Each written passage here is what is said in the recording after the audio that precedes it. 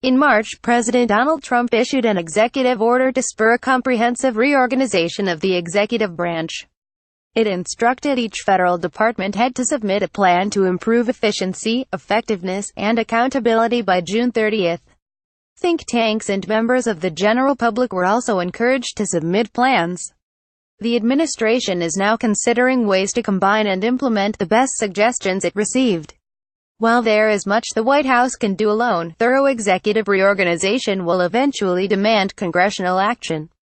But while members of Congress may agree in principle that the bloated and Byzantine bureaucracy needs reform, concrete plans often run into fierce opposition from congressmen and senators who stand to lose federal jobs in their district or see agencies stripped from the jurisdiction of the committees they sit on. For thorough reform, Congress must avoid the siren of parochial interests and professional ambition. One way to do this is for Congress to create an independent commission to draft a plan whose eventual recommendations would be difficult to amend or to block. In so doing, Congress, like Odysseus tied to the mast, would bind itself to follow the right course in the face of temptation. The need for executive reorganization. Reorganizing the executive bureaucracy is a critical step to draining the swamp, as Trump pledged to do on the campaign trail. Part of what makes the bureaucracy so unresponsive, ineffective, and profligate is its structure. Senseless fragmentation of authority, duplication of labor, and overlapping responsibility turns even the simplest functions of government into a veritable Rube Goldberg machine. Take, for instance, food safety inspection. Two agencies, the U.S. Department of Agriculture's Food Safety and Inspection Service and the Food and Drug Administration, share most of the responsibility for food safety inspection. The FDA inspects shelled eggs while the USDA inspects liquid, frozen, and dehydrated eggs. The FDA inspects all fish except catfish, which are under the USDA's purview. Closed-faced sandwiches and bagel dogs are in the USDA's bailiwick, while open-faced sandwiches and corn dogs are left to the FDA. Such fragmentation, duplication, and overlap is a widespread problem. A 2017 Government Accountability Office report identified 395 examples of these structural problems.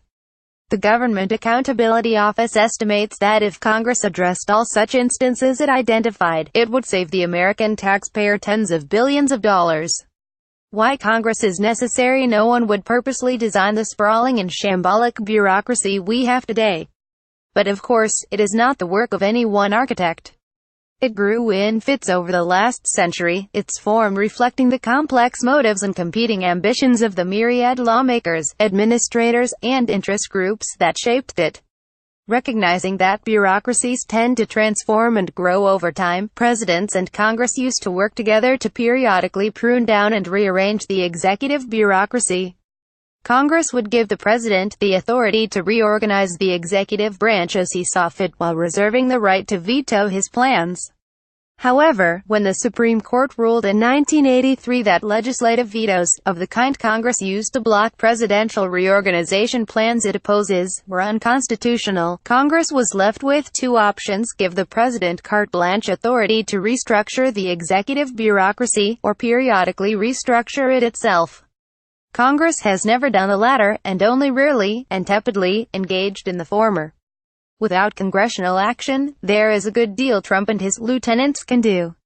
Secretary of State Rex Tillerson and Secretary of the Interior Ryan Zinke are already making significant headway in their own departments. But there are hard limits on how far the White House can go without Congress help.